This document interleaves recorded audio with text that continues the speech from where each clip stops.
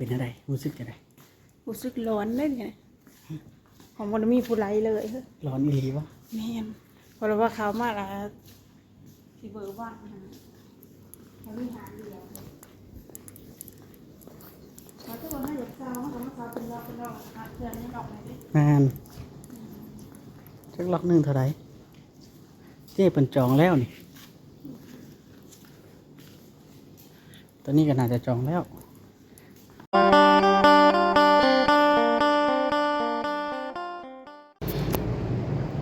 โอเคสบายดีสวัสดีพี่น้องเบิ้ลสุขสุขคนเด้อพี่น้องวันนี้มีโอกาสพี่น้องได้เข้ามาในตัวเมืองสวรรณเขตแต่กับบุเคยสานำมาอยู่นี่ก็ได้ปีแต่กับบุเคยเขาจ้าเถื่อห่างหรือว่าไอเต็กอยู่สวรรณเขตอยู่ประเทศลาวเขาจะเหมือนประเทศไทยไหมพี่น้องเดี๋ยวเขาสิพามาเบิ่งว่ามียังแหน่สิ่งของแต่ละอย่างมีของไทยบอพี่น้องราคาสิแพงหรือสิถือกะไปหาชมกันเพราะสนามเองกับบุเคยเขาจะเถื่อนะพี่น้องแบบว่ามันสิมีสังแหน่ในห่างนะพี่น้องไอเต็กเนาะเดี๋ยวเขาสิเขาไปจะเสื้อบ่ไทยลาวนี่พี่น้องกันเห็นป่ะทุ่งเข้าได้ไหมเด้ดิเขาไปทางไหนขึ้นเทิงอะไรดิได้แล้วแม่แต่ว่าขึ้นไปนี่แค่ไม่เทิงเลยไทยลาวพี่น้องทุ่งนะตรงนี้ทุ่งไทยทุ่งลาวไทยลาวค่ะนี่เป็นพี่น้องกันช่องฟังโค้งนี่พี่น้องเอ้ยอ่านให้พังหน่อยตีงานว่างแสดงสินค้าลาวไทยและไทยลาวเสริมสลองพาแม่นบอกพระบาทสมเด็จพระเจ้าอยู่หัวได้นี่พระราชทานเจ้าของชีวิตแห่งของเจ้าชีวิตแห่งราชอาณาจักรไทยก็คือนี่เบิ่งสิอ่านให้ตีความหมายเอานี่งานวางแสดงสินค้าลาวไทยและไทยลาวเฉลิมฉลองผ่ากฐินพระราชทานแบบพระราชทานนะเพิ่นพระราชทานมาว่าซั่นซะเข้าใจบ่เข้าใจอยู่บ่อ่านเลยเข้าใจอยู่เข้าใจคอยก็อ่านภาษาไทยก็ได้อยู่บ่มีคนดอกไปถามเพิ่นสิมีคนอยู่บ่ไปทางไหนขึ้นเทิงมีคนอยู่บ่นี่โอ้โดยสิเจ้าเป็นเจ้าของว่าดิขอรีวิวหน่อยเด้อขอรีวิวห้างเจ้าหน่อยเด้อ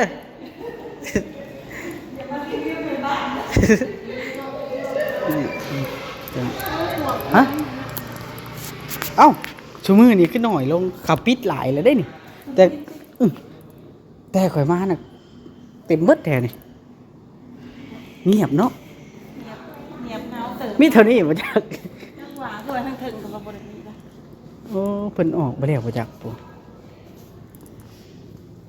หรือเพิ่นไปขายบุญชงเฮือเบิดแต่ว่าโอ๊กเตลุดเกือบยงมันค่ะฮะบางที่เห็นให้แต่ว่าคอยเรียกไรกระเป๋าเดินทางเข้ามางามแห้งก็สิเดินทางไปไสนี่น่ะตัวนี้ประมาณแบบนี้เด้ถามน้องเพิ่นนี่จะแก้ลิ้นใส่เดินทางก็ได้ใส่เดินทางก็ได้ผู้สาวก็ตามมุตะมิแท้สบายดีFC เลยสบายเริ่มซ้อมเลยเลยสบายดีงามขาดแห้งขายจังได๋นี่ผู้สาวนี่ตัวนี้ปัญหาไล่เป็นเงินไทยเลยเนาะจะเป็นตัวนี้ก็590ฮะตัวนี้580ถือกลัวบ่ตัวนี้งามต่างกันเอ้าข่อยว่าตัวนี้งามกว่าเจ้าสิเอาบ่เฮ้ยเอาไปยังบ่ได้เลื่อนทางไปประเทศเนาะจะเถื่อเนาะคือคนหน่อยแท้คนหน่อยสกายนี่เขาใหญ่ออกไปไปดูใช้ระบัดนี่ใหญ่ไปในเมืองซ้ำแยกขุดลงกง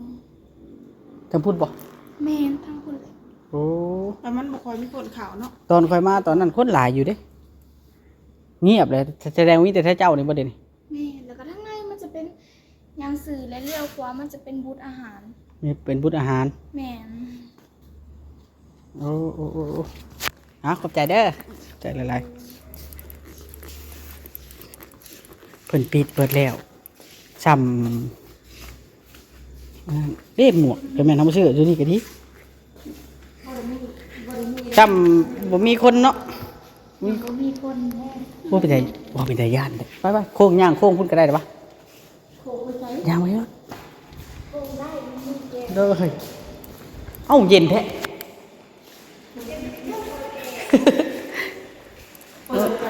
เป็นไอเทียบกับไทย โอ้หนังเป็นยาด้วยก็มองไม่อ่ะเป็นมองอื่นนะข่อยจ้ะเราเป็นออกไว้ มันบ่มีคนเข่าอย่างแล้วข่อยว่า แบบบ่ค่อยมีคนเข่านะละเลย อันนั้นนี่คันเฮามีแบรนด์ดีๆเฮามาเช่าสี่หาเช้าต่อเม็ดนี่ห้องน้ำนี่เห็นบ่ไปเบิ่งห้องน้ำไปดิรีวิวห้องน้ำปัดเตอพี่น้องเอ้ยเนาะเงียบขนาดซ้ำอยู่ ซ้ำอยู่เฮือนห้างว่าอีหลีเด้บ่แม่นดอกแนวอื่นน่ะเนาะมีบ่อ้าวห้องน้ำใครเนี่ยบ่เห็นมี ดูอยู่ห้องน้ำจะทางไปสิ ญาติไปทางนั้นเนาะ แม่โอ้เหี่ยเงาแห้งเนาะเพราะว่าสิซ้ำอยู่เมืองไทยหั่นน่ะคิดว่าเขามาแล้วสิมีเพื่อนร้ายที่เมืองไทยแต่เหี่ยเงาแห้งพี่น้องซ้ำไปปลาหาเห็ดเลย จนย่านบ่เจ้านะ ร้อนจริง ร้อนไหนลี ๆร้อน เบิ่งก็สิถ่ายเป็นหน้าปกนี่ยืนหั่นเฮ็ดน่ากลัวเด้อไอ้ ทำไม เด้โซนนี่เด้มีอาหารพร้อมกินบ่ฮะเงียบเด้เฮ้ยนี่จะเป็นห้องประชุมหรือว่าสัมมนาเป็นสัมมนาอย่างจักอย่างนี่สิเป็นคนขายอาหาร น้ำปั่นมาต่อเพิ่น ไปกิน บ่ มาเที่ยวทั้งที่กับจัดไว้แล้วนะพามาเที่ยวเพื่อจะพามาเที่ยวนึง บ่มีอันยา ฮะงานน่าจะเป็นงานสัมมนานี่เวทีดิเนาะ ก็มีอ่ะเพิ่นท ฮะ ำก็มีอ่ะแห้งไป จะเอาเป็นอะไรรู้สึกจะได้ รู้สึกร้อนเลยไงของบ่ได้มีผู้ไรเลยเฮ้ย ร้อนอีหลีวะ แม่นเพราะว่าเขามาละสิเบอร์ว่างนะเขามีหาเดียวเขาจะบอกให้หยกเช้าเขามาเช้าเป็นรอบหาเพื่อนให้ดอกไหนดิ งานจักล็อกหนึงเท่าไหร่เจ๊เป็นจองแล้วนี่ตอนนี้ก็น่าจะจองแล้วอันนี้ขายเครื่องกระเป๋าเงินเด้ซอยอยู่นี่มีวะเสื้อ น้ำปลาไม่รู้ไปว่าของลูกค้าจะฟ้อง สิบบาทบ่เฮาก็มาบ่ซื้อแต่สิไปซื้อของผู้เฒ่าได้น่ะ ต้องไปโอ้ยลายตายแห้งเป็นน้ำตาออก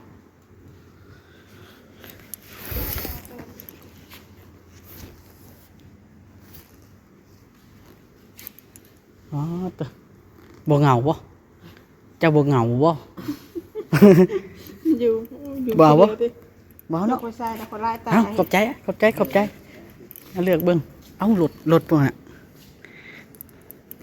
ข่อยสิเบิ่งรถจกก่อนพวกรุ่นตีนขี้เข็บจุ๊บเจือ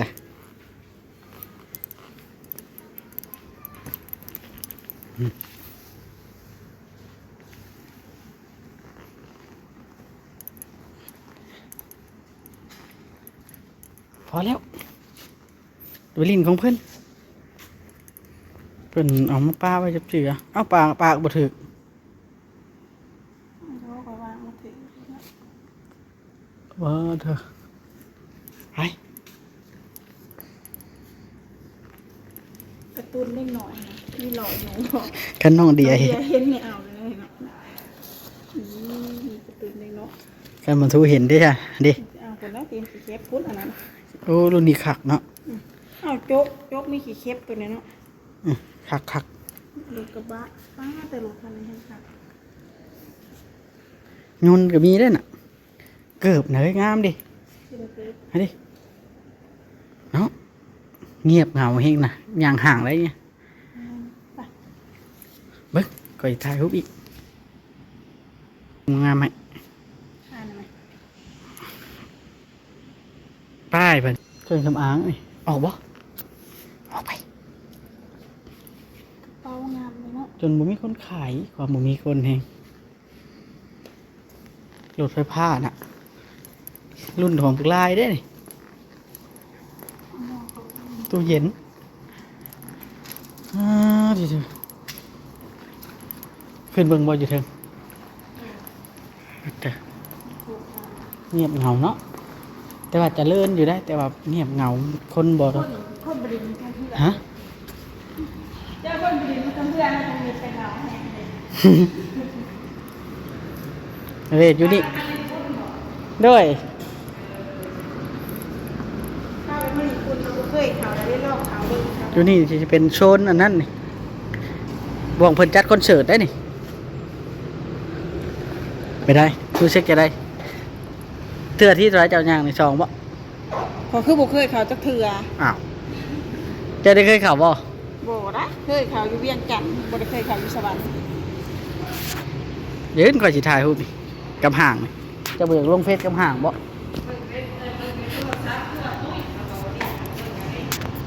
ข่อยกระตุ้ยเจ้าเบิ่งในโทรศัพท์บ่เบิ่งข่อยบ่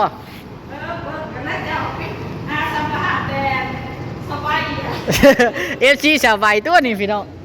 เจอเอฟซีสาวใบจ้าไปครับบัดนี้กดไลค์ข่อยหน่อยเด้อกดเด็ดหัวเด้อขอบใจหายบัดนี้ฟ้าแสดงว่ารัดเอฟซีตัวจริงจนลูกเขาได้3 ปีแล้วเนาะแสดงว่าเจ้าชีวิตไทยเพิ่นพระราชทานอันนี้นะมีแต่นั่นได้ดิวันที่เท่าไหร่นะ13ปัวอีกจังมื้อนี่13นี่กันเฮามาเที่ยวไทย ตุลาดิเพิ่นสิเฮ็ดเพิ่นสิจัดงานเพิ่น จัดงานวางแสดงสินค้า นั่นนี่ละ นี่เด้นี่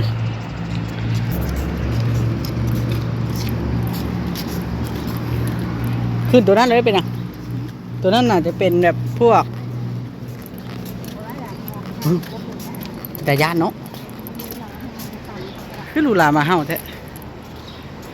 เรามีโคจนเนอร์หรือว่ามีอันรีโบคนนั้นจะคือกันเห็นคลองคนแตกมันก็บอกอายคนได้นี่แหละพี่น้องประมาณนี้ซะหนาพาเราเบิ่งเพราะว่าบ่เคยจะเคลือขนาดบ่เคยจะเคลือเลยมาลองเบิ่งกันมันสิคืออยู่ประเทศไทยบ่ห่างขนาดที่ว่าเขาไปแล้วก็หูซึกว่าบ่มีคลองว่างพี่น้องเพิ่นเริ่มทยอยออกเพิ่นว่าพี่น้องแล้วก็คนข้างที่สิเงาเนี่ยจักหน่อยมันก็ ร้อนอีหลีว่า แม่นก็อยากร้อนแน่แบบว่าถ้าคืออยู่ไทยนี่ แต่ว่าถ้าเป็นคอนเสิร์ตคนอย่างนี้คนหลายได้ แม่นถ้าเป็นงานเป็นทางไหนก็คนก็สิเต็มเลยนี่ล่ะพี่น้อง อันนี้ก็เฮาเฮ็ดคลิปนี้ขึ้นมาก็เฮาบ่ได้มีเจตนาบ่ดีเด้อ บ่เฮาถ้าหนักก็อยากเดินทางซื่อๆหั้นนะพี่น้องแต่พอเขาไปแล้วมีคนขนาดกระปุ่นออกมาขึ้นก็ทำหนักแล้วพี่น้องแต่ว่าสิ่งต่างๆ ไกลไปไกลมาเนาะ แม่มีแต่ทางฝั่งไทยเนาะพี่น้องเป็นไหลนะ เจ้าชีวิตพระราชทาน เจ้าชีวิต อย่างจักอย่างนี่ล่ะ เา แม่นแล้วก็จัดงานวางแสดงสินค้า เดือนตุลาวันที่13หาวันที่19ประมาณ6 เดือนนี้ล่ะ แม่นอีกบ่ วัน ถึ นี้ ง ก็วันที่7ล่ะ8 9 10 11 12 13ยังอีก4-5 มื้อเพิ่นก็สิได้จัดงานขึ้นถ้าผู้ใดอยากมาเบิ่งการแสดงว่าขึ้นของขึ้นขาก็สามารถมาได้นะ นี่บ่ไป5,000 นี่คือเรา อ๋อ เป็นยังไงครับเบิกค่าของแท้ได้กันว่า เท่าไหร่น่ะ10 บาท 10 บาทก็มันลงมา 10 บาทเลย 10 บาท เอาโอเคบัดเจ้าคลิปก่อน ก็โอเคเด้อพี่น้องจังได๋ก็อย่าลืมฝากกดไลค์กดติดตามให้สาวหนามด้วยแม่น้องทุกที่นั่นเด้อพี่น้องฝากด้วยฝากน้องแน่พี่น้องอย่าลืมกดไลค์ให้หน่อยเด้อพี่น้องสบายดี